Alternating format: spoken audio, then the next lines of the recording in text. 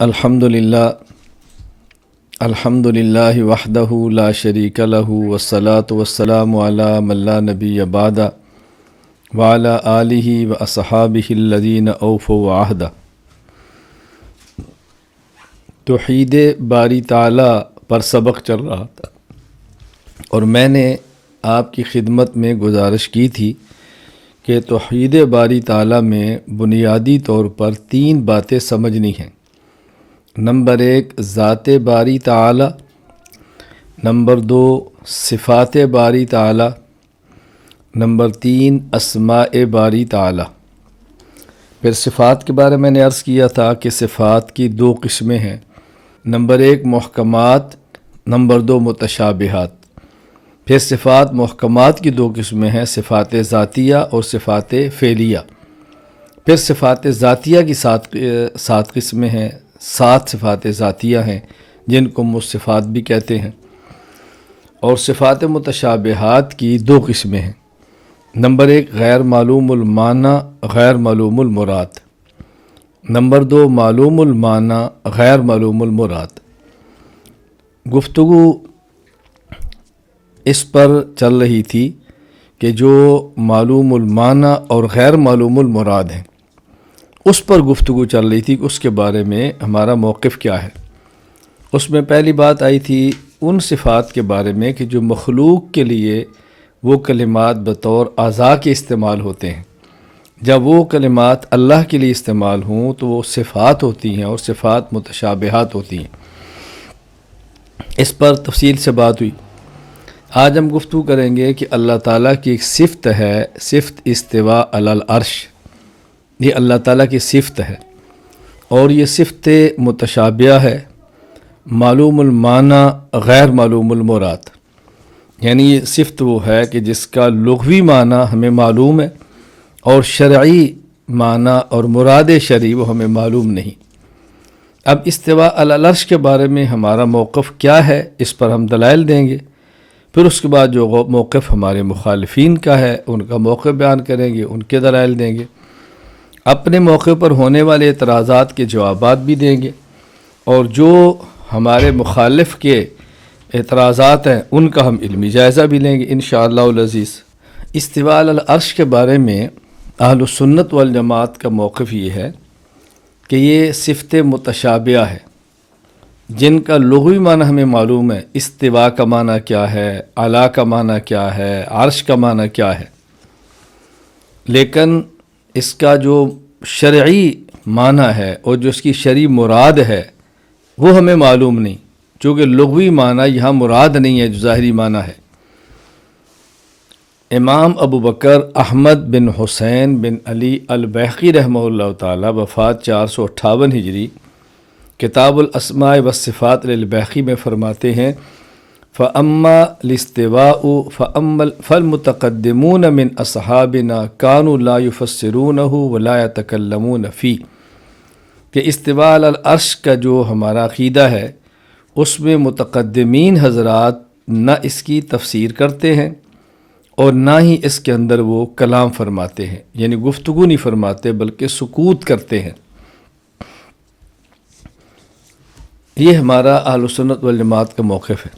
ہمارے ایک موقع پر سوال ہوگا کہ جب ہمارے متقدمین اہل سنت والجماعت اکابرین اس کی تفسیر بھی نہیں فرماتے اور اس میں گفتگو بھی نہیں فرماتے تو ہم بسا اوقات اس کی تفسیر بھی کرتے ہیں اور بسا اوقات اس پر گفتگو بھی کرتے ہیں، پھر ہم کیوں کرتے ہیں؟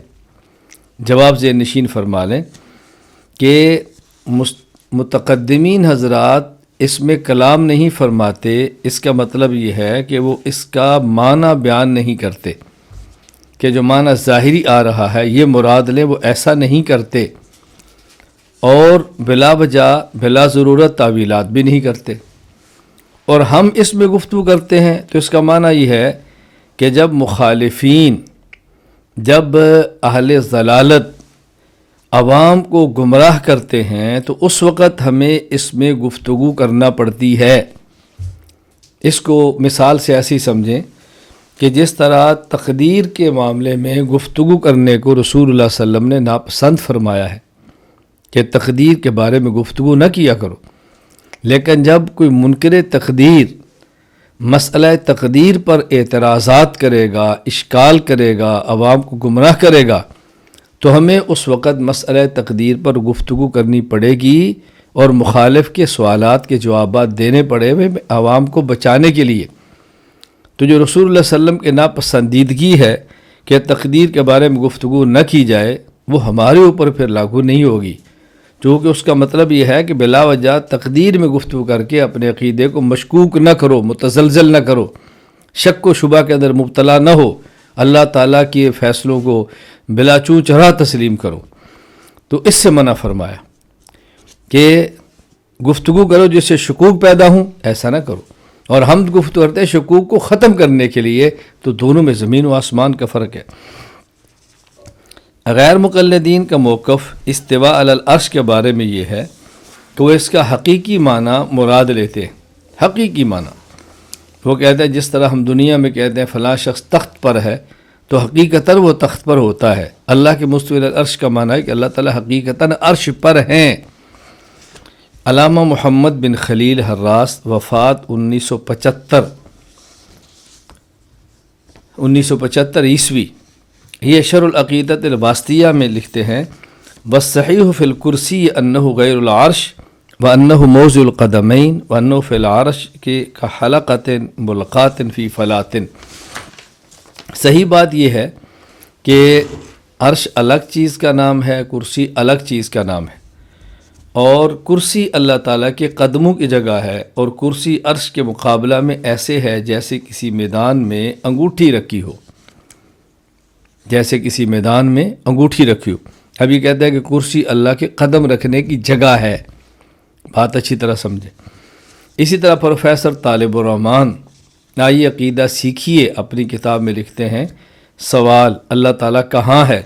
جواب اللہ تعالیٰ عرش پر ہے۔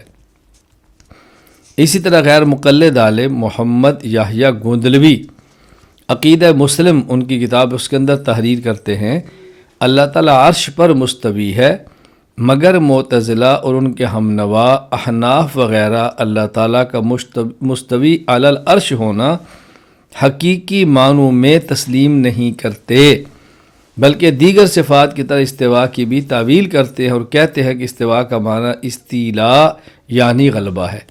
اب دیکھو یہ بھی حقیقتاً اللہ تعالیٰ کے عرش پر ہونے کے قائل ہو رہے ہیں۔ یہاں دلائل سے پہلے چند ایک بنیادی فوائد سماعت فرما لیں، وہ چیزیں ذہن کے اندر بیٹھ جائیں گی تو آئندہ گفتگو اور دلائل کو سمجھنا بہت سہل اور آسان ہو جائے گا۔ اللہ تعالیٰ بلا جسم، بلا مکان اور بلا جہت موجود ہے، یعنی جب کوئی شخص یہ سوال کرے این اللہ، اللہ تعالیٰ کہاں پر ہے، تو اس کے جواب میں کہیں گے ہوا موجود بلا جسم و مکان و جہت، اللہ تعالیٰ بغیر جسم، بغیر مکان اور بغیر جہت کے موجود ہے۔ یہ اہل سنت والجماعت کا موقف اور نظریہ ہے۔ فائدہ نمبر 2، یہ جو ہم کہتے ہیں ہوا موجود بلا جسم و مکان و جہت، اللہ تعالیٰ بغیر جسم، بغیر مکان اور بغیر جہت کے موجود ہے، یہ تعبیر اہل علم حضرات کی ہے۔ اس لیے طلباء اور علماء کو سمجھانے کے لیے یہ بات کہی جاتی ہے اللہ تعالیٰ بلا جسم، بلا مکان اور بلا جہت موجود ہے، لیکن عوام الناس، عام لوگ ان اصطلاحات سے واقف نہیں ہوتے، ان کو یہ بات سمجھانی اصطلاحی الفاظ میں مشکل ہوتی ہے کہ اللہ تعالیٰ موجود بلا مکان، بلا جہت اور بلا جسم ہے، تو ان کو سمجھانے کے لیے تعبیر اختیار کی جاتی ہے اللہ تعالیٰ حاضر ناظر ہے، یا کہہ دیا جاتا ہے اللہ تعالیٰ ہر جگہ موجود ہے۔ تو یہ تعبیر عوام الناس کو سمجھانے کے لیے اختیار کی گئی ہے۔ فائدہ نمبر 3، اللہ تعالیٰ موجود بلا مکان ہے، بلا جسم ہے، بلا جہت ہے۔ یہ جو ہم نے کہا اللہ تعالیٰ موجود بلا مکان ہے، ہم نے یہ کہا بلا مکان ہے، ہر جگہ موجود ہے، یہ نہیں کہا اللہ تعالیٰ موجود فی کل مکان ہے، یعنی ہم نے عوامی تعبیر اختیار یہ کی ہے اللہ تعالیٰ ہر جگہ موجود ہے، یہ نہیں کہا اللہ تعالیٰ ہر جگہ میں موجود ہے۔ موجود بلا مکان اور موجود فی کل مکان تعبیر میں فرق سمجھیں۔ مخالفین جتنے اعتراضات کریں گے موجود بلا مکان پر نہیں کریں گے، موجود فی کل مکان پر کریں گے۔ فی کل مکان ہونا اور ہے اور موجود بلا مکان ہونا اور ہے۔ ہر جگہ موجود ہونا اور ہے اور ہر جگہ میں موجود ہونا اور ہے، دونوں میں فرق ہے۔ فائدہ نمبر 4، جب ہم یہ بات کہتے ہیں اللہ تعالیٰ ہر جگہ موجود ہے تو اس کا معنی یہ ہے جب جگہ نہیں تھی اللہ تعالیٰ تب بھی موجود تھے، جب جگہ ہے اللہ تعالیٰ اب بھی موجود ہیں، اور جب جگہ نہیں ہوگی اللہ تعالیٰ تب بھی موجود ہوں گے۔ تو اللہ تعالیٰ کے ہر جگہ ہونے کا معنی یہ ہے کہ اللہ تعالیٰ کسی خاص جگہ پر نہیں بلکہ فوق اوپر، تحت نیچے، قدام آگے، خلف پیچھے، یمین دائیں، شمال بائیں، عرش فرش سما عرض مکان خلا، حتیٰ کہ کوئی ذرہ ایسا نہیں جہاں اللہ پاک موجود نہ ہو۔ اس وضاحت کو سامنے رکھنے کے بعد اللہ تعالیٰ کے مکان میں ہونے پر اعتراضات کبھی نہیں ہوں گے، اس لیے کہ اعتراضات تب ہوں گے جب اللہ تعالیٰ کو کسی خاص مکان میں مانیں۔ ہم اللہ تعالیٰ کو بغیر خاص مکان کے مانتے ہیں۔ جب مکانات نہیں تھے اللہ تعالیٰ تب بھی تھے، جب مکانات ہیں اللہ تعالیٰ اب بھی ہیں، اور جب مکانات نہیں ہوں گے اللہ تعالیٰ تب بھی ہوں گے۔ فائدہ نمبر 5، اور یہ جو ہم نے عوامی ذہن کو سامنے رکھتے ہوئے تعبیر اختیار کی ہے کہ اللہ تعالیٰ ہر جگہ موجود ہے، ایسی تعبیرات اختیار کرنا عوامی عقل کو سامنے رکھتے ہوئے یہ شریعت میں مطلوب اور مندوب ہے، اور یہ تعبیرات اختیارات کی گئی ہیں، یہ صرف ہماری رائے نہیں ہے، اکابرین کی رائے ہے۔ حضرت شاہ ولی اللہ محدث دہلوی رحمہ اللہ تعالی وفات 1176 ہجری اپنی کتاب حجت اللہ البالغہ باب التیسیر میں فرماتے ہیں، ان الشارع لم یخاطبہم الا علی میزان العقل المودع فی اصل خلقتہم۔ اصول حکمت اور علم الکلام میں اصول حکمت اور علم الکلام میں غور و فکر کرنے سے پہلے فطری طور پر جو لوگوں کو عقل دی گئی تھی، شارع نے لوگوں سے ان کی عقل کے مطابق گفتگو فرمائی ہے۔ قبل ان یتعانوا دقائق الحکمت والکلام والاصول فاثبت لنفسہ جہۃ فقال الرحمن علی العرش استوى، چنانچہ اللہ پاک نے اپنی ذات کے لیے جہت ثابت کرتے ہوئے الرحمن علی العرش استوى فرمایا، یعنی اللہ تعالیٰ خاص جہت سے پاک ہے، لیکن انسانی عقل کے مطابق گفتگو فرمائی اور استوا علی العرش کے تعبیر اختیار فرمائی۔ ثم استوى علی العرش، ثم استوى علی العرش۔ حضرت شاہ صاحب رحمۃ اللہ علیہ فرماتے ہیں کہ اللہ تعالیٰ کی ذات جہت سے پاک ہے، لیکن اس سے بظاہر اللہ کے لیے جہت ثابت ہو رہی ہے، تو یہ جہت کا ثابت ہونا انسانی عقل کو سامنے رکھتے ہوئے ہے، یعنی جتنی انسانی عقل ہے اس کے مطابق گفتگو فرمائی ہے، اور یہ طرز قرآن و سنت میں موجود ہے۔ دیکھیں قرآن کریم سورہ آل عمران آیت نمبر 133، وَسَارِعُوا إِلَى مَغْفِرَةٍ مِّن رَبِّكُمْ وَجَنَّةٍ عَرْضُهَا السَّمَاوَاتُ وَالْأَرْضُ، تم اللہ کی مغفرت کی طرف دوڑو اور اللہ کی جنت کی طرف دوڑو، اور وہ جنت جس کا عرض چوڑائی آسمان و زمین ہے۔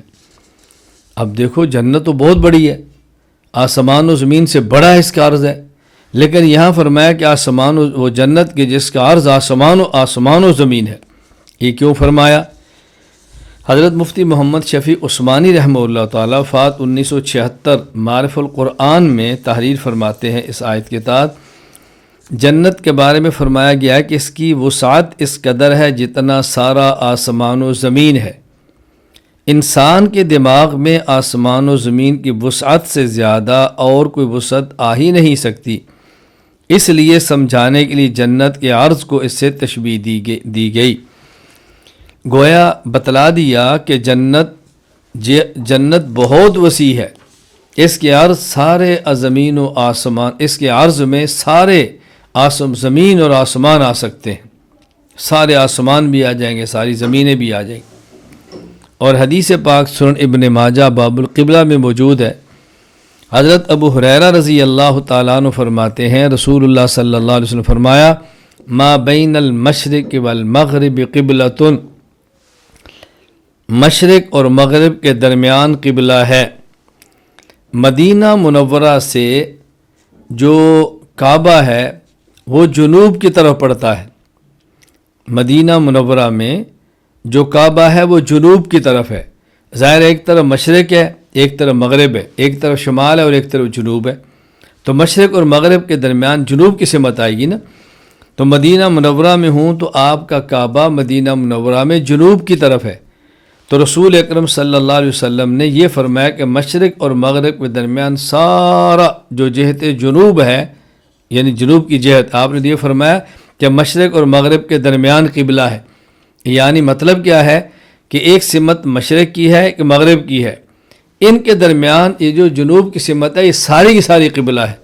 اب دیکھو، حالانکہ قبلہ تو کعبہ ہوتا ہے نا، لیکن اتنی دور سے کعبہ کا تعین کرنا اور خاص کعبہ کی سمت اور ڈائریکشن کی طرف منہ کرنا خاص، یہ ممکن نہیں ہے۔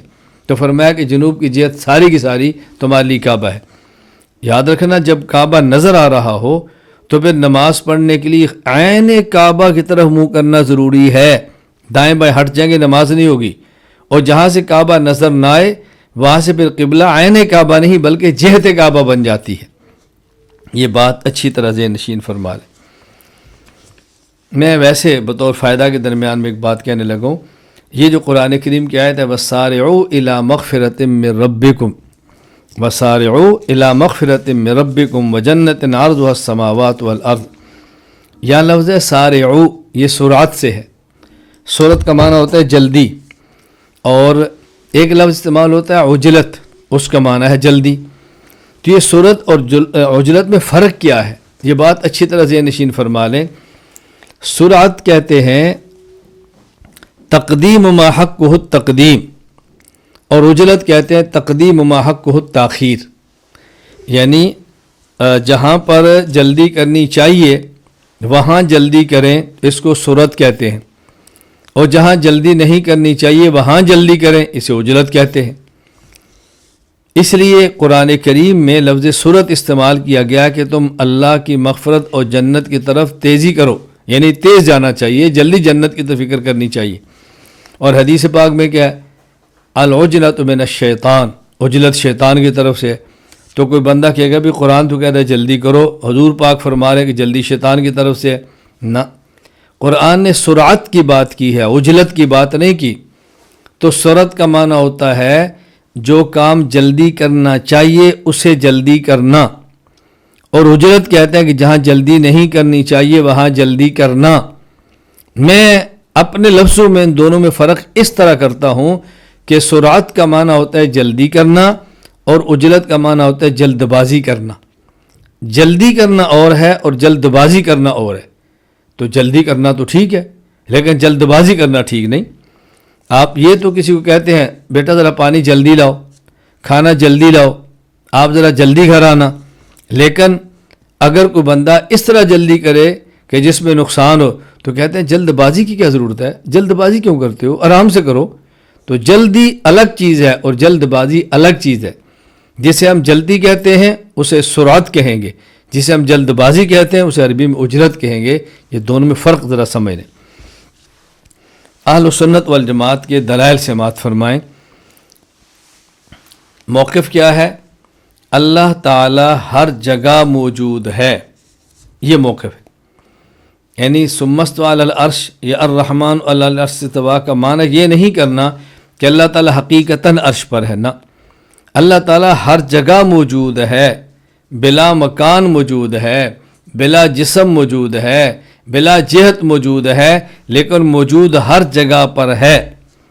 اسے کئی لفظ استعمال کریں گے، مثلا اللہ تعالیٰ موجود بلا مکان، بلا جہت، بلا جسم ہے۔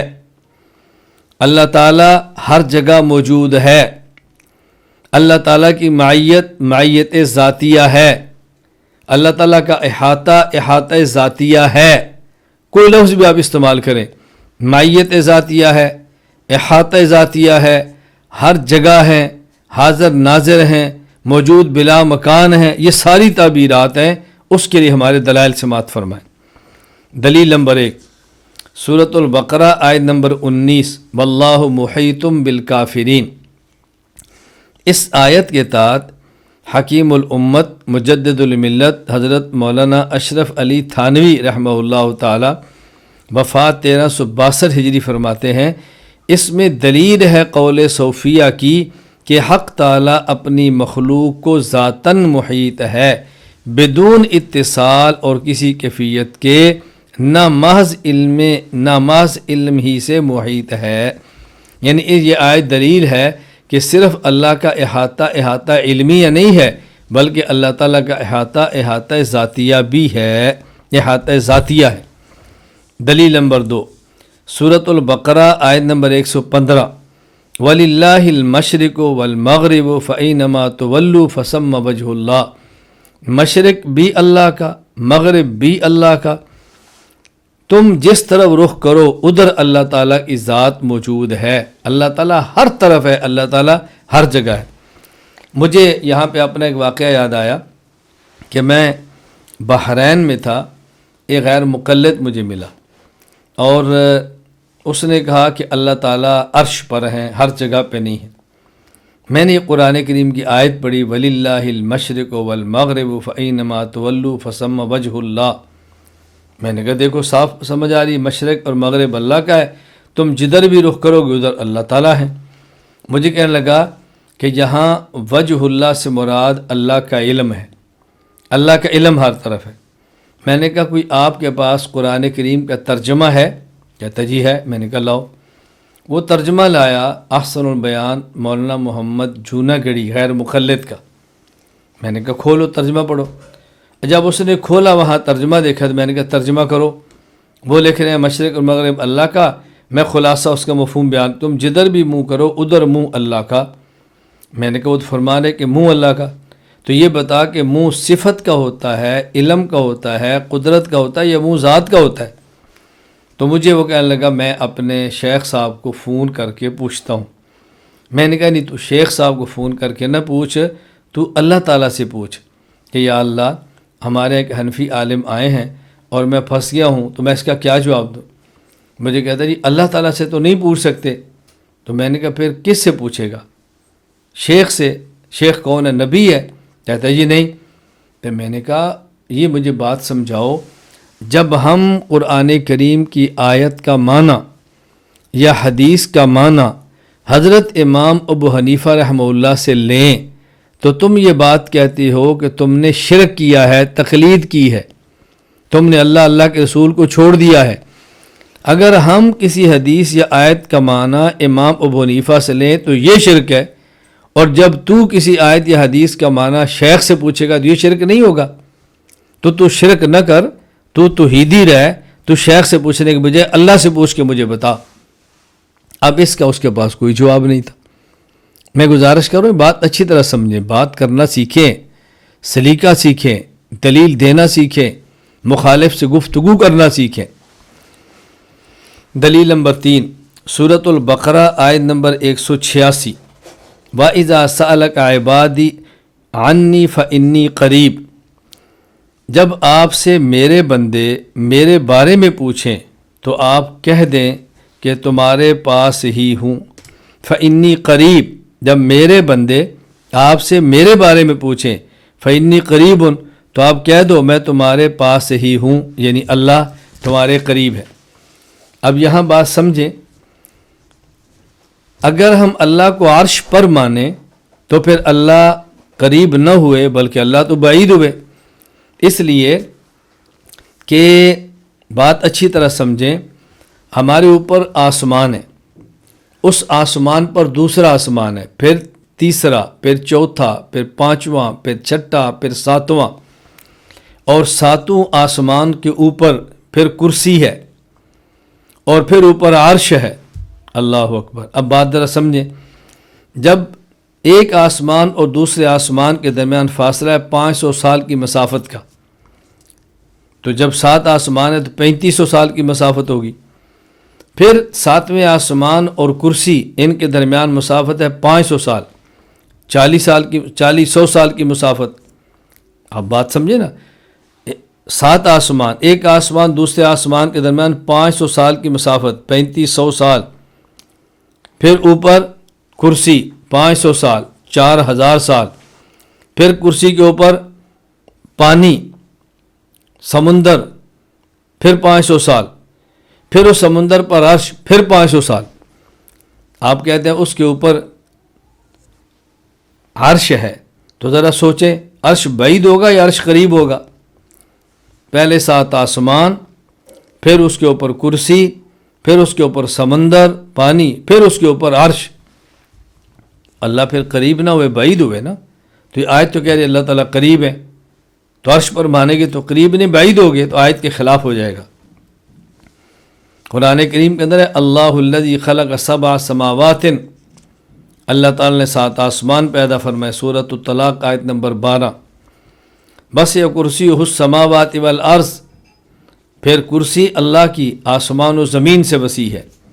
سورۃ البقرہ آیت نمبر 252. وکان عرش علی الماء، اور پھر اللہ کا عرش اس کے ماء پر ہے، یعنی کرسی پر پانی، پانی پر عرش. سورہ ہود آیت نمبر 7. تو خلاصہ دلیل کا کیا ہے؟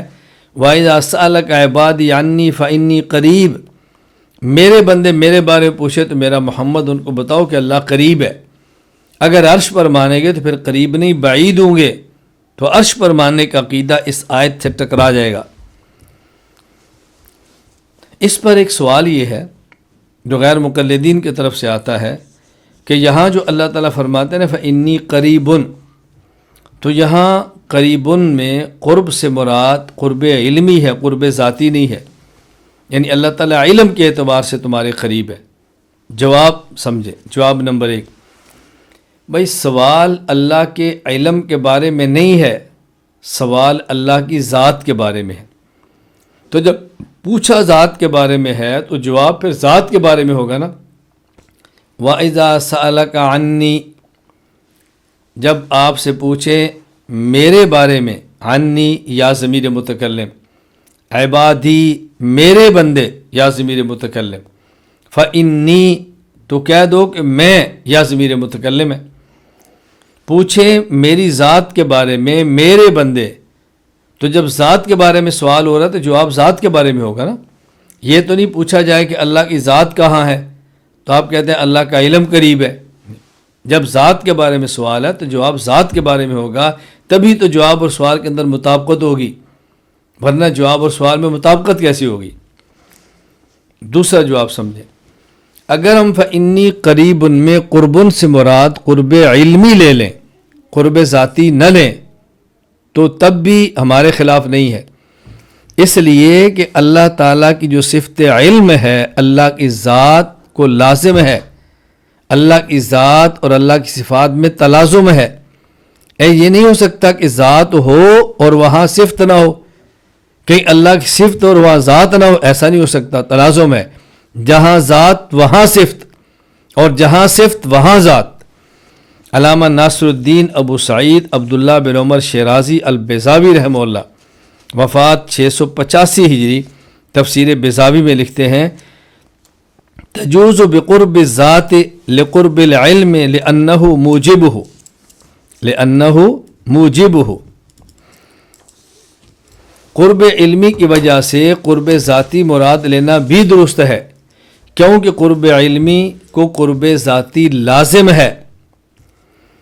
علامہ ابو العباس احمد بن محمد بن مہدی الفاسی رحمہ اللہ، وفات 1224 ہجری، البحر المدید میں لکھتے ہیں، تفسیر ہے اذ الصفۃ لا تفارق الموصوف فاذا كانت المعیۃ بالعلم لازم ان تكون بالذات. اللہ تعالیٰ اپنی ذات اور صفات کے اعتبار سے تمہارے ساتھ ہے، مطلب اس کی وجہ یہ ہے کہ صفت موصوف سے کبھی جدا نہیں ہوتی. جب اللہ کی معیت علم کے ساتھ ہو تو ذات کے اعتبار سے معیت ضرور ہوگی. معیت علمیہ معیت ذاتیہ کو لازم، معیت ذاتیہ معیت علمیہ کو لازم.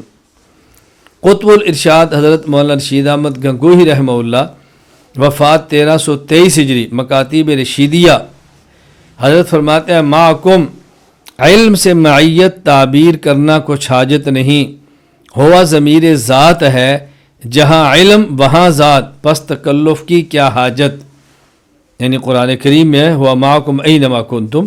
تو حضرت اس آیت کا مفہوم بیان فرماتے ہیں کہ جہاں ذات وہاں علم، ان میں تلازم ہے، آج جدائی ہے ہی نہیں۔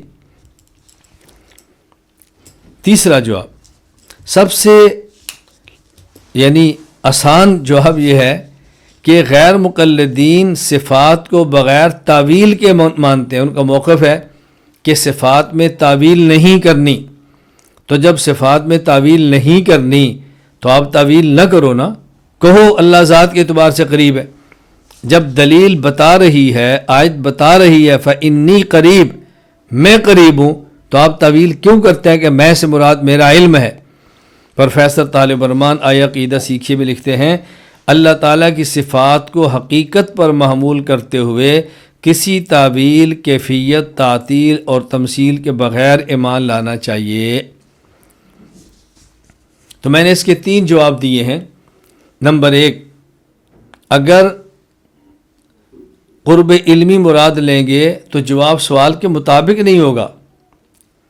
نمبر 2، اگر قرب علمی مراد لے بھی لیں تو قرب علمی قرب ذاتی کو لازم ہے، میت علمیہ میت ذاتیہ کو لازم ہے، صفت موصوف سے جدا نہیں ہوتی۔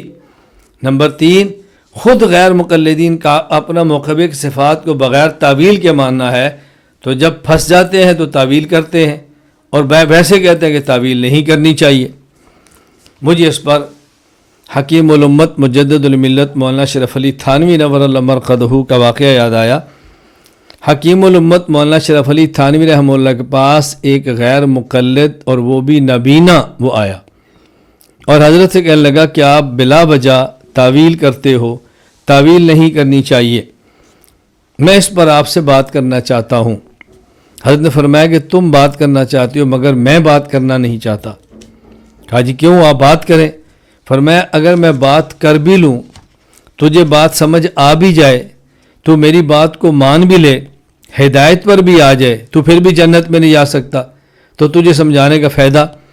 کہا جی جب میں ہدایت پر ہوں تو جنت میں کیوں نہیں جائے گا؟ فرمایا قرآن کہہ رہا ہے کہ تو جنت میں نہیں جا سکتا۔ کہا جی میرے بارے میں قرآن کہہ رہا ہے؟ فرمایا جی قرآن کہہ رہا ہے کہ تو جنت میں نہیں جا سکتا۔ جی کہاں پر ہے؟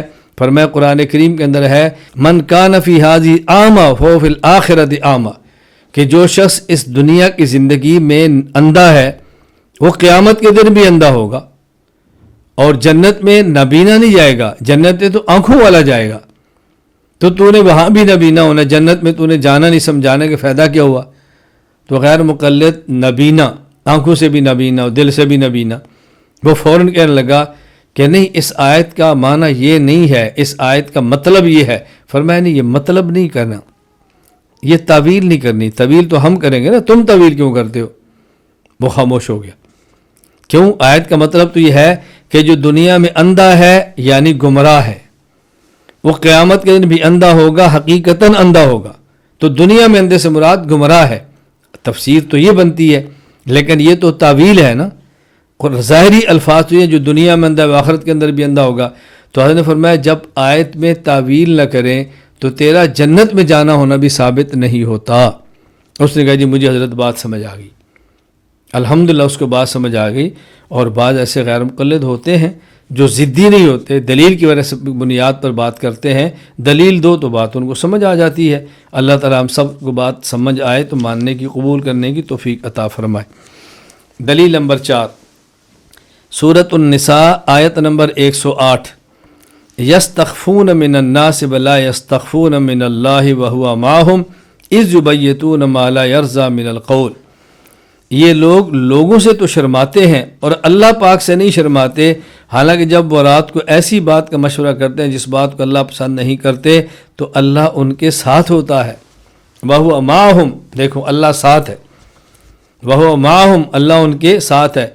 یہ ہوا ضمیر ذات کے لیے ہے، ہوا ضمیر ہے اور ضمیر کی وضع وہ ذات کے لیے ہوتی ہے۔ تو اللہ کی ذات ان کے ساتھ ہے، چونکہ ہوا یہ راج بسوئے من اللہ، اس میں جلالہ کی طرف ہے، ضمیر لوٹتی ہے اللہ کی طرف، اور اللہ ذات کا نام ہے، وہ ذات اللہ ان کے ساتھ ہے۔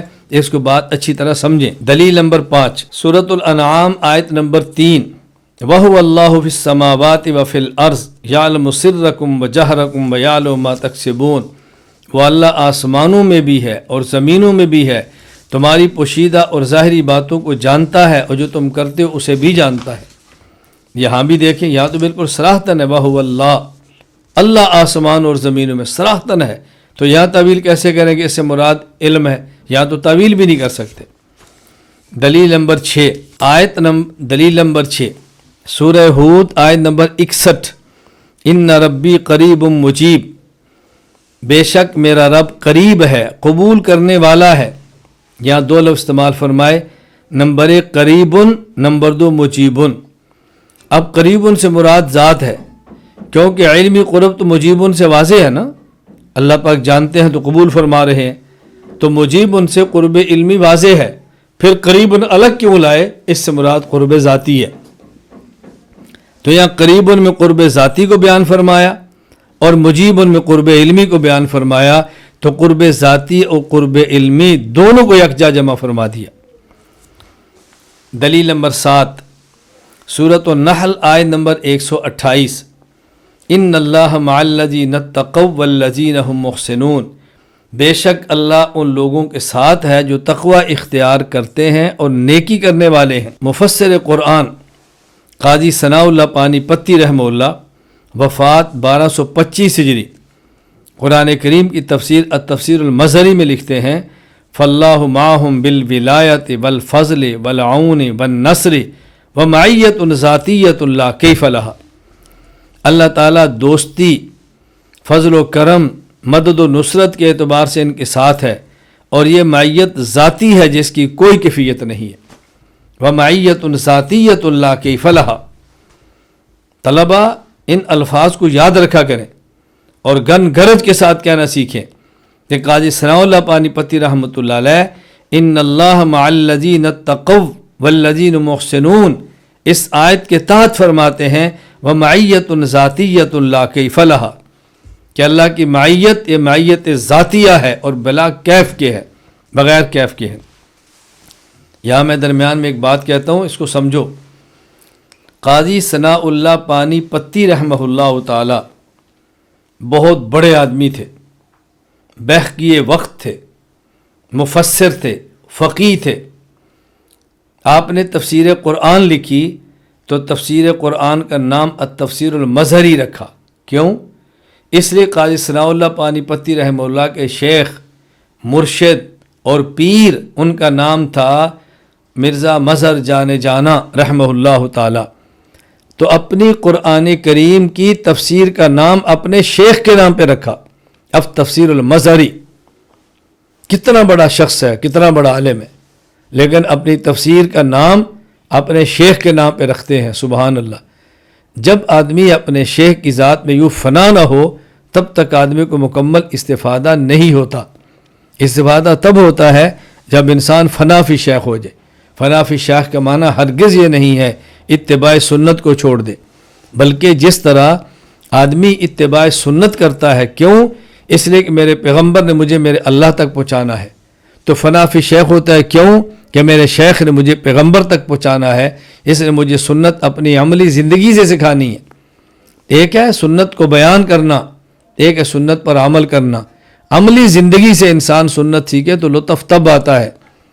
آپ حضرات طلبہ ہیں، علماء ہیں، اللہ تعالی ہم سب کو اپنی عملی زندگی میں سنت کو لانے کی توفیق عطا فرمائے۔ دعا بھی ہمیں کرنی چاہیے اور کوشش بھی کرنی چاہیے، اور اپنی عملی زندگی کو سنت کے مطابق ڈالنا ہے۔ دلیل نمبر 8 سورہ سبا آیت نمبر 50، وَإِنِ اهْتَدَيْتُ فَبِمَا يُوحِي إِلَيَّ رَبِّي إِنَّهُ سَمِيعٌ قَرِيب، اور اگر میں صحیح راستے پر ہوں تو یہ اس قرآن کی وجہ سے ہے جس کو میرا رب میرے پاس بھیج رہا ہے، اور وہ سب کچھ جانتا ہے۔ سبحان اللہ۔ یہاں دیکھو 2 لفظ استعمال فرمائے، سمیع قریب۔ سمیعن کا معنی سننے والا، سنتا وہی ہے جس کو علم ہو، قرب علمی تو آ گیا۔ پھر قریب مستقل فرمایا، جس سے معلوم ہوتا ہے کہ قریب سے مراد قرب ذاتی ہے۔ قرب علمی کو الگ بیان کیا، قرب ذاتی کو الگ بیان فرمایا۔ دلیل نمبر 9، وَنَحْنُ أَقْرَبُ إِلَيْهِ مِنْكُمْ وَلَٰكِن لَا تُبْصِرُونَ، سورہ واقعہ آیت نمبر 85، اور تم سے زیادہ ہم اس کے قریب ہوتے ہیں لیکن تم دیکھتے نہیں ہو۔ ہم، اللہ تعالیٰ اپنے لیے لفظ نحن استعمال فرما رہے ہیں۔ معرف القرآن مفتی اعظم پاکستان مفتی محمد شفیع عثمانی رحمہ اللہ، وفات 396 ہجری، معرف القرآن میں اس آیت کے تحت لکھتے ہیں، یا نحن سے مراد اللہ تعالیٰ ہیں۔ یہاں بات اچھی طرح ذہن نشین فرما لیں، کبھی اللہ قرآن کریم میں اپنے لیے واحد کا لفظ لاتے ہیں جو کہ اللہ ایک ہے، کبھی اللہ قرآن کریم میں اپنے لیے جمع کا صیغہ استعمال کرتے ہیں کیونکہ اللہ بڑے ہیں، اللہ عظمت والے ہیں۔ ذات احدیت پر نظر رکھتے ہو کبھی انا فرماتے ہیں اور کبھی اللہ اپنی عظمت کے پیش نحن فرماتے ہیں۔ تو دونوں طرح کے کلمات اللہ کے لیے استعمال کرنا جائز ہے۔ اللہ کو یہ کہنا اللہ تو رزق عطا فرما، یہ بھی ٹھیک ہے، اللہ آپ رزق عطا فرمائے، یہ بھی ٹھیک ہے۔ تو یہاں آپ کا معنی یہ نہیں کہ اللہ کئی ہیں، بلکہ آپ کا معنی اللہ کی عظمت کے پیش نظر ہم لفظ جمع کا استعمال کرتے ہیں۔ دلیل نمبر 10، سورہ قاف آیت نمبر 16، وَنَحْنُ أَقْرَبُ إِلَيْهِ مِنْ حَبْلِ الْوَرِيدِ، ہم اس کی شارک سے زیادہ اس کے قریب ہیں، یعنی ہم انسان کی شارک سے زیادہ انسان کے قریب ہیں۔ اس آیت کے تحت علامہ ناصر الدین ابو سعید عبداللہ بن عمر شیرازی البیضاوی رحمہ اللہ، وفات 685 ہجری، تفسیر البیضاوی میں لکھتے ہیں، تجوز بقرب الذات لقرب العلم لأنہ موجبہ، اس مقام پر قرب علمی کی وجہ سے قرب ذاتی مراد لینا بھی درست ہے، کیونکہ قرب علمی کو قرب ذاتی لازم ہے، کیونکہ قرب علمی کو قرب ذاتی لازم ہے۔ علامہ علی بن احمد بن ابراہیم المحائمی الہندی رحمہ اللہ، وفات 835 ہجری، تفسیر تبصیر الرحمن میں لکھتے ہیں، وَنَحْنُ أَقْرَبُ إِلَيْهِ لا بالمکان ولا بالزمان ولا بالرتبت بل بالذات۔ اللہ اکبر، فرمایا لا بالمکان ولا بالزمان ولا بالرتبہ بل بالذات من غیر اختلاط ولا حلول ولا اتحاد۔ ہم بندے کی شارک سے زیادہ قریب ہیں، یہ اللہ کا قرب مکان، زمان اور رتبہ کے اعتبار سے نہیں بلکہ ذات کے اعتبار سے ہے، لیکن یہ قرب اختلاط، حلول، اتحاد سے پاک ہے۔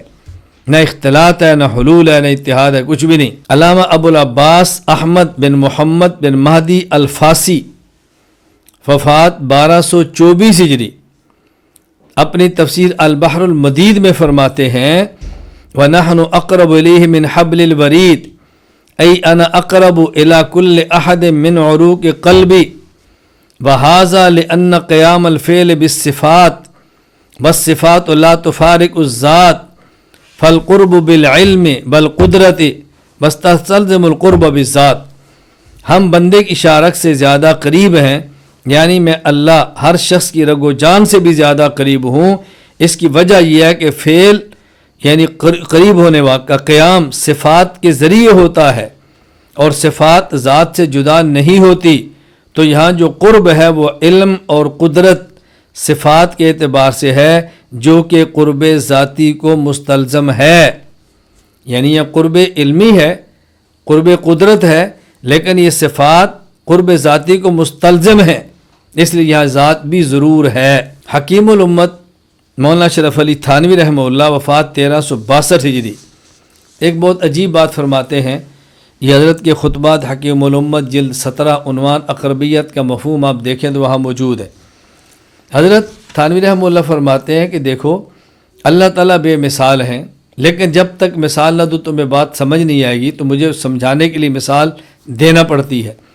فرمایا کہ 2 کاغذ گوند سے چپکا دیے جائیں، ایک کاغذ دوسرے کاغذ کے قریب ہوتا ہے لیکن اتنا قریب نہیں ہوتا جتنی گوند کاغذ کے قریب ہوتی ہے۔ تو کاغذ کاغذ کے قریب ہے بواسطہ گوند، اور گوند کاغذ کے قریب ہے بلا واسطہ۔ فرمایا اسی طرح انسان اپنی ہستی سے قریب ہے، درمیان میں واسطہ اللہ کا ہے، اور اللہ انسان کی ہستی کے قریب بلا واسطہ ہے۔ سبحان اللہ۔ فرماتا اگر یہ بات سمجھے تو قیل و قال کی گنجائش ہی نہیں رہتی۔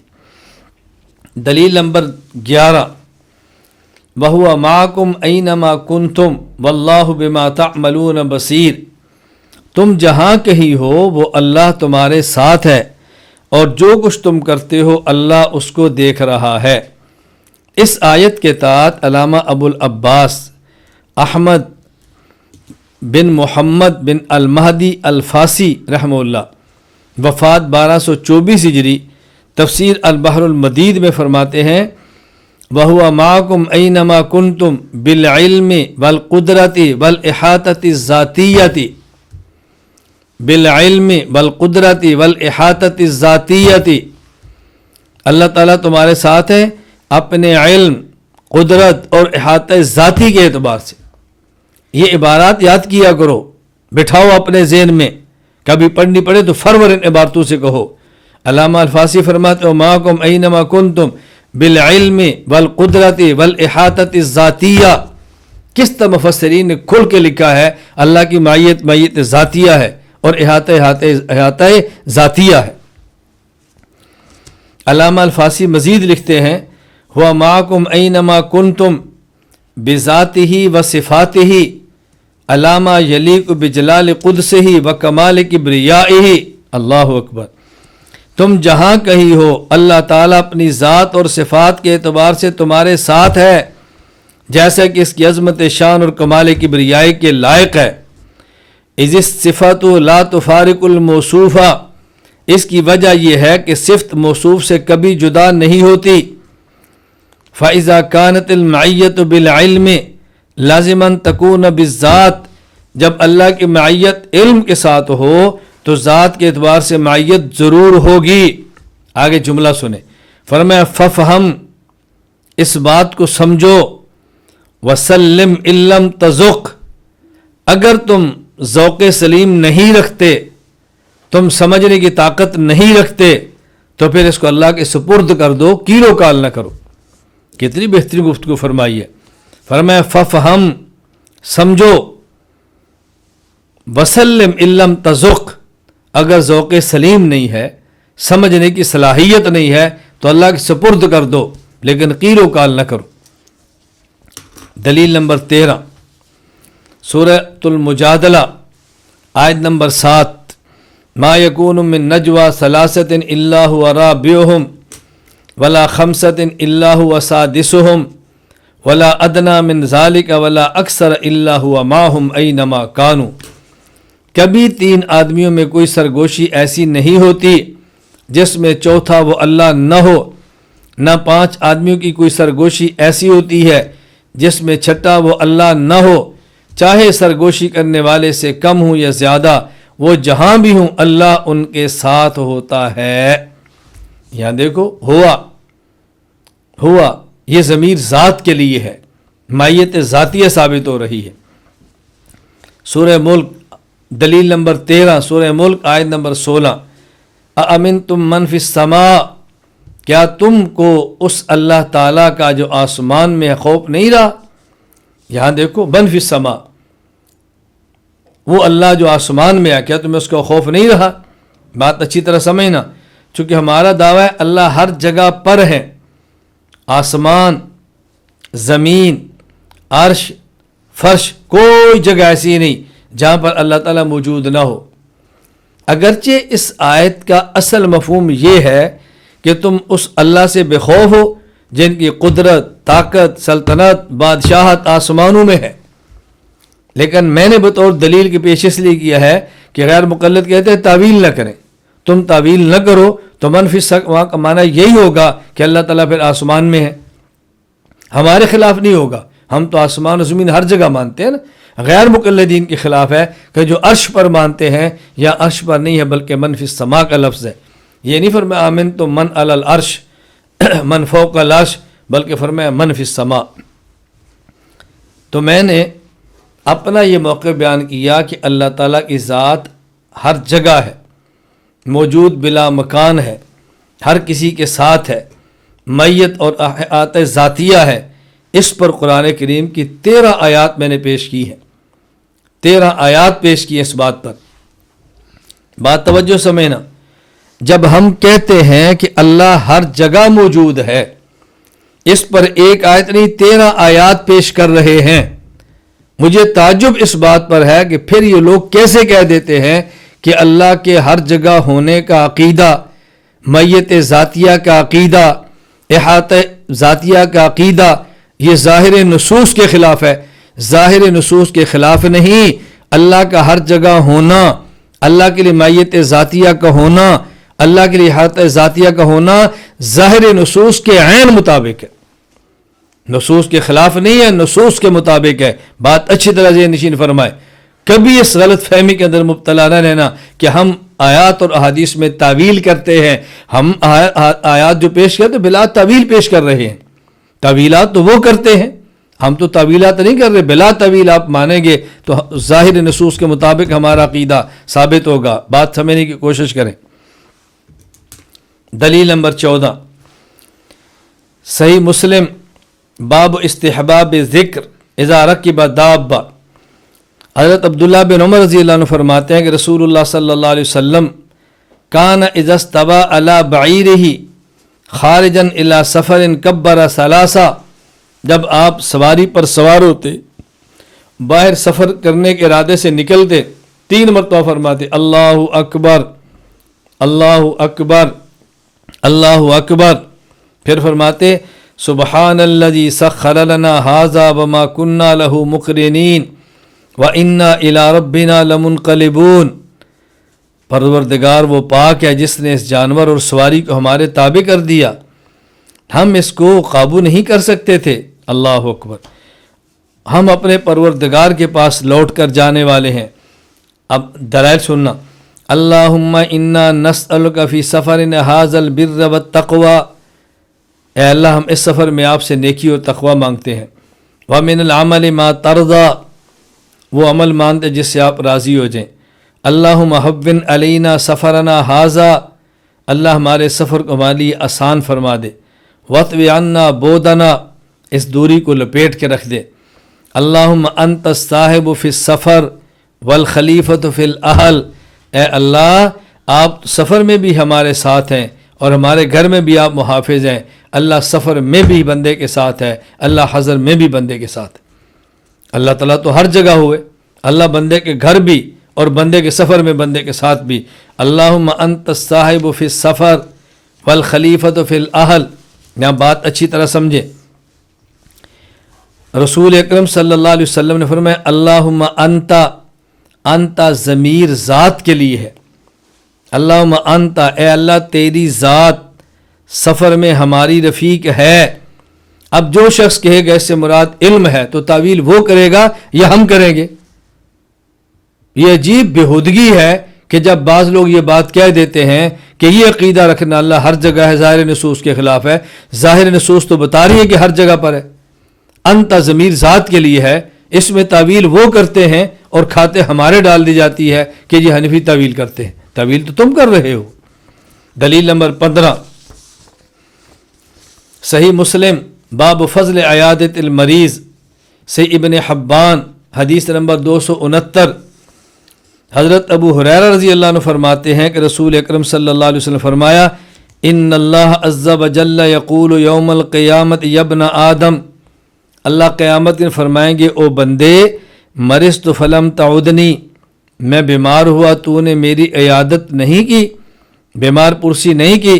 قال یا رب کیف اعودک وانت رب العالمین، اللہ میں آپ کی بیمار پرسی کروں، آپ تو رب العالمین ہیں۔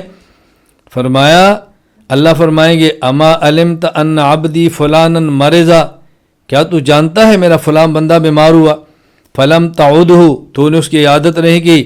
اما علمت انک لو عدتہ لوجدتنی عندہ، اگر تو اس کی عیادت کرتا تو مجھے اس کے پاس پاتا۔ لوجدتنی یا ضمیر متکلم ذات کے لیے ہے، اس سے مراد علم لینا تعویل ہے، اور اس سے مراد ذات لینا بلا طویل ہے، تو ہمارا موقف نص کے خلاف ہے یا نص کے مطابق ہے؟ دلیل نمبر 16 جامع ترمذی باب ما جاء فی رحمت الناس عن عبد اللہ بن عمرو رضی اللہ عنہ قال قال رسول اللہ صلی اللہ علیہ وسلم، عبداللہ بن عمر رضی اللہ عنہ فرماتے ہیں رسول اللہ صلی اللہ علیہ وسلم نے فرمایا الراحمون یرحمہم الرحمن ارحموا من فی الارض یرحمکم من فی السماء۔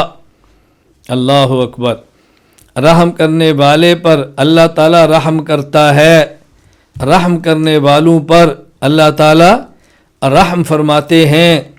تم رحم کرو ان پر جو زمین میں ہے، تم پر رحم کرے گا جو آسمان میں ہے۔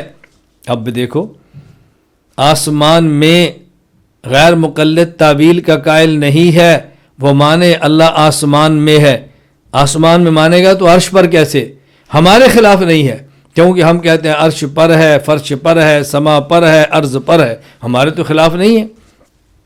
دلیل نمبر 17 سنن ابی داؤد جلد 2 صفحہ 187 حضرت ابو درداء رضی اللہ عنہ فرماتے ہیں میں نے رسول اللہ صلی اللہ علیہ وسلم سے سنا، آپ فرما رہے تھے من اشتکا منکم شیئا او اشتکاہ اخ لہ فلیقل، اگر تم میں سے کوئی شخص بیمار ہو یا کوئی دوسرا بھائی اپنی بیماری بیان کرے کہ میں بیمار ہوں، فلیقل، تو کوئی بندہ دعا کون سی پڑھے؟ اس کو دعا یہ پڑھنی چاہیے ربنا اللہ الذی فی السماء، ہمارا رب وہ اللہ ہے جو فی السماء ہے، دیکھو آسمان میں، تقدس اسمک، اللہ تیرا نام پاک، امرک فی السماء والارض، تیرا حکم آسمان و زمین میں چلتا ہے، کما رحمتک فی السماء فاجعل رحمتک فی الارض، جس طرح آپ کی رحمت زمین میں اپنی رحمت کو، جس طرح آپ کی رحمت آسمان میں ہے ایسی اپنی رحمت زمین میں بھی کر دے۔ اغفر لنا حوبنا و خطایانا، ہمارے گناہ کو معاف کر، ہماری خطاؤں کو معاف کر، انت رب الطیبین، آپ تو پاکوں کے رب ہیں، انزل رحمتا من رحمتک، اللہ اپنی رحمت میں سے کوئی رحمت نازل فرما، وشفاء من شفائک علی ھذا الوجہ فیبرأ، اللہ، اور اے اللہ اپنی شفاؤں میں سے کوئی ایک شفا اس بیماری پر نازل فرما دے تاکہ یہ بیماری ختم ہو جائے۔ اب یہاں دیکھو ربنا اللہ الذی فی السماء، اللہ کہاں پر ہے؟ فی السماء، صاف لفظ ہے ربنا اللہ، اللہ الذی فی السماء، وہ ہے جو آسمان میں ہے، کتنی واضح دلیل ہے۔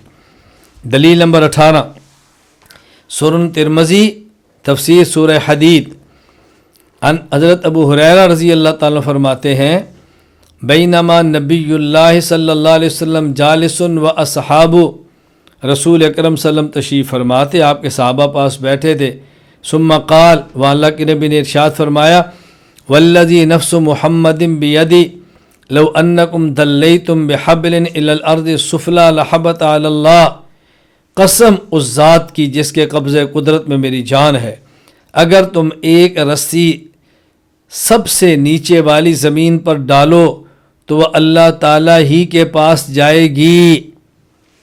رسی کا زمین کے نیچے اللہ تعالیٰ کے پاس جانا اس بات کی دلیل ہے کہ اللہ کی ذات صرف عرش پر نہیں، عرش پر بھی ہے، فرش پر بھی ہے، اور ہر کسی کے ساتھ موجود ہے۔ دلیل نمبر 9 صحیح مسلم باب استحباب خفض صوت بالذکر، حضرت ابو موسیٰ رضی اللہ عنہ فرماتے ہیں کننا مع النبی صلی اللہ علیہ وسلم فی سفر، ہم رسول اللہ کے وسلم کے ساتھ ایک سفر میں تھے، فجعل الناس یجہرون بالتکبیر، لوگوں نے اونچا اونچا اللہ اکبر کہنا شروع کیا، تو رسول اللہ صلی اللہ علیہ وسلم نے فرمایا ایھا الناس اربعوا علی انفسکم، اے لوگو اپنی جانوں پر نرمی کرو، انکم لیس تدعون اصم ولا غائبا انکم تدعونہ سمیعا قریبا وہو معکم، تم اس اللہ کو نہیں پکار رہے جو، اللہ اکبر، تم اس اللہ کو نہیں پکار رہے جو غائب ہے اور بہرا ہے، تم اس اللہ کو پکار رہے ہو جو سننے والا ہے، قریب ہے، تمہارے ساتھ ہے۔ یہاں دیکھو سمیعاً فرمایا، سنتا ہے تو علم ہے تو سنے گا، قرب علمی آ گیا، پھر قریباً فرمایا قرب ذاتی آ گیا. پھر وہ ہوا معکم میں تشریح فرمائی, مزید تصریح فرمائی, ہوا ذات کے لیے ہے, وہ اللہ کی ذات تمہارے ساتھ ہے. کتنی واضح بات نبی پاک صلی اللہ علیہ وسلم نے ارشاد فرمائی. دلیل نمبر 20 السنن الکبریٰ للبیہقی باب لا یأخذ الساعی شعب الایمان للبیہقی باب فی الزکاة. حضرت عبداللہ بن معاویہ الغازری رضی اللہ عنہ فرماتے ہیں کہ رسول اکرم صلی اللہ علیہ وسلم نے فرمایا ثلاث من فعلہن فقد طعم الایمان. ثلاث من فعلہن فقد طعم الایمان. جس بندے کے اندر یہ 3 صفات ہوں نا, خصلتیں آتے, اس نے گویا دنیا میں ایمان کا مزہ چکھ لیا ہے. من عبد اللہ وحدہ فإنہ لا الہ الا اللہ, جس نے ایک اللہ کی عبادت کی کیونکہ اللہ ہے ہی ایک. وآتا زکاۃ مالہ طیبۃ بہا نفس رافدۃ علیہ فی کل عام, اور وہ شخص جس نے دلی رغبت سے ہر سال زکوٰۃ ادا کی. وزکا عبد النفس, اور وہ شخص جس نے اپنے نفس کا تزکیہ کر لیا. تو ایک صحابی نے پوچھا ما تزکیۃ المرء نفسہ یا رسول اللہ, اللہ کے نبی اپنے نفس کا تزکیہ کر لیا, اسے کیا مراد ہے, اس کا کیا مطلب ہے کہ تزکیہ کر لیا؟ فرمایا ان یعلم ان اللہ معہ حیث ما کان.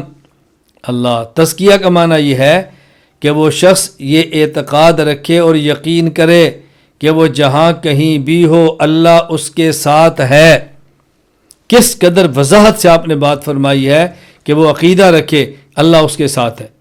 ان یعلم ان اللہ معہ حیث ما کان, یہاں اللہ کا لفظ ہے, مع کا لفظ ہے, ہو ضمیر ہے. معیت ذاتیہ کس طرح واضح الفاظ میں ثابت ہو رہی ہے. دلیل نمبر 21 الموجم الاوسط للطبرانی حدیث نمبر 8796. حضرت عبادہ بن صامت رضی اللہ عنہ فرماتے ہیں رسول اللہ صلی اللہ علیہ وسلم فرمایا ان افضل الایمان ان تعلم ان اللہ معک حیث ما کنت. رسول اللہ صلی اللہ علیہ وسلم فرمایا کہ افضل ایمان یہ ہے کہ تو یہ یقین بنا لے کہ اللہ تیرے ساتھ ہے تو جہاں کہیں بھی ہو. اللہ تیرے ساتھ ہے تو جہاں کہیں بھی ہو, یہ یقین بناؤ, یہ افضل الایمان ہے. مصنف ابن ابی شیبہ باب فی عقد اللواء والاتخاذ عن حبیب ابن ابی ثابت ان ابا بکر, حضرت ابو بکر صدیق رضی اللہ عنہ نے خالد بن ولید رضی اللہ تعالیٰ فرمایا ائتنی برمحک فعقد له لواء. اللہ اکبر. فرمایا کہ مجھے اپنا نیزہ دو. حضرت خالد بن ولید نے اپنا نیزہ دیا. صدیق اکبر رضی اللہ تعالیٰ عنہ نے اس نیزے پہ جھنڈا باندھا. پھر فرمایا سر فإن اللہ معک, تم چلو جاؤ اللہ تمہارے ساتھ ہے. فإن اللہ معک, اب دیکھو یہاں تو کوئی علمی میت علمیہ کی بات ہی نہیں ہو رہی. فإن اللہ معک, تم جاؤ اللہ تمہارے ساتھ ہے. اب کوئی یہ کہے کہ نہیں جی یہاں اللہ کے ساتھ ہونے کا معنی کہ اللہ کی مدد تمہارے ساتھ ہے, تو ٹھیک ہے. نصرن اللہ کی صفت ہے نا مدد کرنا, تو اللہ کی صفت اگر مان لیں کہ اس سے مراد مدد کرنا ہے تو ہمارے خلاف نہیں ہے. کیوں؟ اس لیے صفت موصوف کے ساتھ ہوتی ہے, صفت اور موصوف میں تلازم ہے. تو جہاں صفت ہوگی وہاں ذات ہوگی, جہاں ذات ہوگی وہ صفت ہوگی. ہمارے عقیدے کے خلاف تو قطع نہیں ہے نا, اس کو اچھی طرح ذہن نشین فرما لیں. دلیل نمبر 13 ذرا عقلی دلائل سماعت فرمائیں. دلیل نمبر 13 اللہ تعالی خالق ہے, عرش مخلوق ہے, خالق ازل سے ہے. اگر اللہ تعالیٰ کو عرش پر مانا جائے تو سوال پیدا ہوگا جب عرش نہیں تھا تو اللہ تعالیٰ کہاں تھے. دلیل نمبر 24 حقیقتاً مستوی علی العرش ہونے کی 3 صورتیں ہیں. اللہ تعالیٰ کو حقیقتاً عرش پر مانے اس کی 3 صورتیں ہیں. نمبر 1 محاذات, اللہ تعالیٰ عرش کے محاذات میں ہوں, بالکل عرش کے برابر. نمبر 2 عرش سے متجاوز, عرش چھوٹا اللہ بڑے. नंबर 3, अर्श से कम हो, अर्श बड़ा, अल्लाह छोटा, अलियाज़ु बिल्लाह। अगर अर्श के मुहाजात माने तो अर्श महदूद है, अगरचे कितना ही बड़ा है, तो अल्लाह ताला को महदूद मानना पड़ेगा, जबकि अल्लाह ताला महदूद नहीं बल्कि अल्लाह ताला गैर महदूद है। और अगर अर्श से मुतजाविज़ माने, अर्श छोटा अल्लाह बड़ा है, तो तजज़ी तकसीम माननी पड़ेगी ना। तकसीम हो गया, कुछ अर्श पर कुछ अर्श से बाहर। तजज़ी हमेशा जिस्म की होती है, तो अल्लाह का जिस्म मानना पड़ेगा, जबकि अल्लाह ताला जिस्म से पाक है। और अगर अर्श को छोटा, अगर अर्श से कम माने अर्श बड़ा है अल्लाह छोटे हैं, तो फिर अर्श से अल्लाह का छोटा होना लाजिम आएगा। तो हमारा अक़ीदा तो अल्लाह अकबर का है, अल्लाह सबसे बड़े हैं, इसलिए अर्श पर मानेंगे तो कैसे मानेंगे। दलील नंबर 25, अल्लाह खालिक हैं जो कि गैर महदूद हैं, अर्श मखलूक है जो कि महदूद है। अगर अल्लाह ताला को अर्श पर माना जाए तो गैर महदूद का महदूद में समाना लाजिम आएगा, जो कि मुहाल है, मुमकिन नहीं है ये। दलील नंबर 26, अगर अल्लाह ताला को हकीकतन अर्श पर माने तो अर्श अल्लाह के लिए मकान होगा, अल्लाह ताला मकीन होंगे, और ज़ाब्ता है मकान मकीन से बड़ा होता है, तो अर्श को अल्लाह से बड़ा मानना पड़ेगा। तो हमारा अक़ीदा अल्लाह अकबर वाला टूट जाएगा। देखिए, दुनिया में कोई शख्स जिस मकान में रहता हो, हमेशा मकान बड़ा होगा, रहने वाला छोटा होगा, वगरना मकान में रहेगा कैसे। मकीन बड़ा हो तो मकान में कैसे आएगा, तो मकीन छोटा होगा, मकान बड़ा होगा, तभी मकीन मकान के अंदर आ सकता है ना। बात अच्छी तरह समझें। इसलिए हमने कहा, अगर अल्लाह ताला को हकीकतन अर्श पर माने तो अर्श मकान, अल्लाह मकीन, मकान मकीन से बड़ा होता है, तो फिर अर्श को अल्लाह से बड़ा मानना पड़ेगा, जबकि हमारा अक़ीदा है कि अल्लाह अकबर, अल्लाह सबसे बड़े हैं, ये अक़ीदा टूट जाएगा। दलील नंबर 28, अगर अल्लाह ताला को हकीकतन फ़ौक़ल अर्श माने तो अल्लाह के लिए जिहत फ़ौक़ मानेंगे। अल्लाह ताला जिहत से पाक है, क्यों? जिहत को हद बंदी लाजिम है, और हद बंदी महदूद होती है, अल्लाह ताला गैर महदूद है, इसलिए अल्लाह को फ़ौक़ल अर्श हकीकतन नहीं मान सकते। दलील नंबर 29, अगर अल्लाह ताला को हकीकतन फ़ौक़ल अर्श माने, अगर हकीकतन अल्लाह ताला को फ़ौक़ल अर्श माने तो अल्लाह ताला के लिए जिहत माननी पड़ेगी। तवज्जो रखना, जिहत, और जिहत की हद होती है, अल्लाह को महदूद मानना पड़ेगा, जबकि अल्लाह गैर महदूद है। 28 और 29 में थोड़ा सा फ़र्क समझ लें। दलील नंबर 28 का खुलासा, अगर अल्लाह ताला को फ़ौक़ल अर्श माने तो जिहत फ़ौक़ लाज़िम आएगी। अल्लाह ताला जिहात सित्ता से पाक है, क्यों? इसलिए कि जिहत को हद बंदी लाज़िम है, हद बंदी महदूद की होती है, अल्लाह गैर महदूद है। और दलील नंबर 29, अगर अल्लाह ताला को फ़ौक़ल अर्श माने तो जिहत फ़ौक़ लाज़िम आएगी, जबकि अल्लाह ताला जिहात सित्ता से पाक है, क्यों? इसलिए कि जिहत को हद बंदी है, जिहत को हद बंदी लाज़िम है, और हद बंदी जिस्म की होती है, अल्लाह ताला जिस्म से पाक है।